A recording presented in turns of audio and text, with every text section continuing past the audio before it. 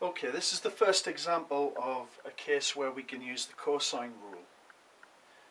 In this example we're given three sides of the triangle and we have to just find all of the interior angles.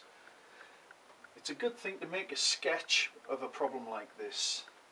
So I'm going to try and construct the triangle. So we're given A equals 3 centimeters, so that's the shortest side. B is 6 and C is 7. So I think if we draw the triangle with a slightly bigger than right angle, so if we have that one as 6 and that one as 7, then that's going to be approximately the right sort of shape. So we'll label the sides. So side A, that means angle A, side B, angle B, and side C is opposite angle C. It doesn't matter if we get the sketch incorrect, it's just to give us the relationship between the sides so we can see where they are. Right, okay, so we're going to start by calculating angle A. The cosine rule relates this angle and this side through a formula, so it's the opposite angle and the opposite side.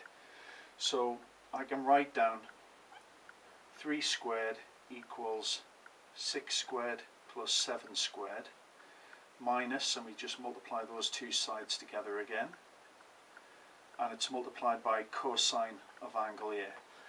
So we've got to rearrange this and simplify it to get cosine A, make cos A the subject. So we'll just begin multiplying things out. 6 squared is 36, 7 squared is 49, so that gives us 85 minus 2 times 42, which is 84, cos A. If we take this onto this side, that gives us minus 76 is minus 84 cos A. So if we divide minus 84 onto this side, we'll get cos A. So cos A is minus 76 over minus 84. The signs will cancel. 76 over 84, your calculator might tell you, if you use the fraction facility, that's 19 over 21. So all we've got to do now is take the inverse sine function. So A equals cos to the minus 1, 19 over 21, and to one decimal place that should be 25.2 degrees.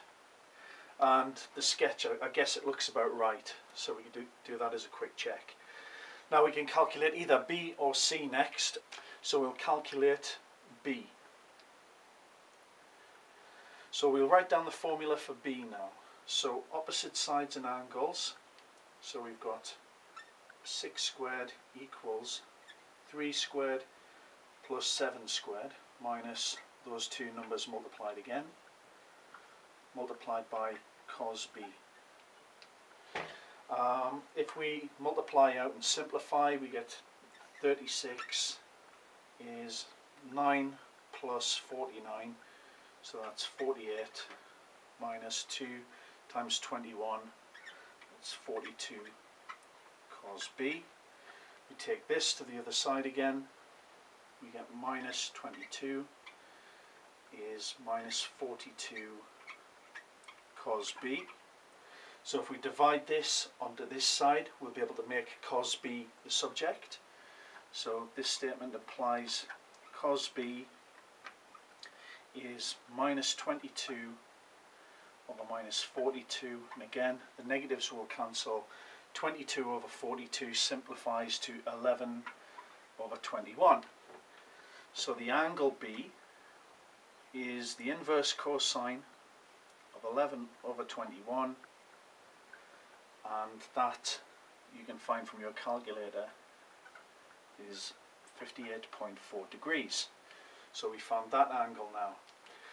The final angle, we don't need to repeat the cosine rule again. We now have two angles from a triangle, so the third angle, C, is just 180, and we subtract the other two that we just found, so minus A and minus B, and we work that out to get angle C is 96.4 degrees.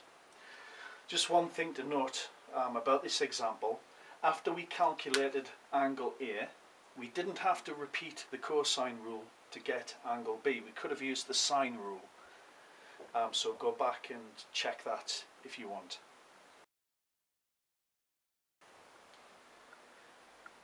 Okay, in this example we're given two sides and an angle.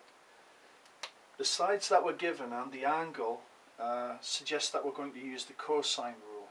Because of the way we label the sides and angles of a triangle, if we just draw our triangle ABC,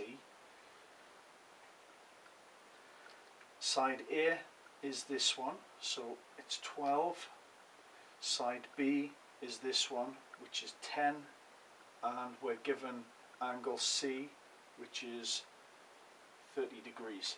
So it's not a particularly accurate sketch, but it allows us to see the relationship between the sides and angles.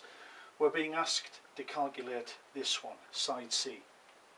So using the cosine rule formula, we'll write down, beginning with the side we want to calculate, C squared, and the formula tells us to use the other two sides, so that's going to be 10 squared plus 12 squared minus 2 times 10 times 12, and it's cosine of the angle that we're given, so 30 degrees.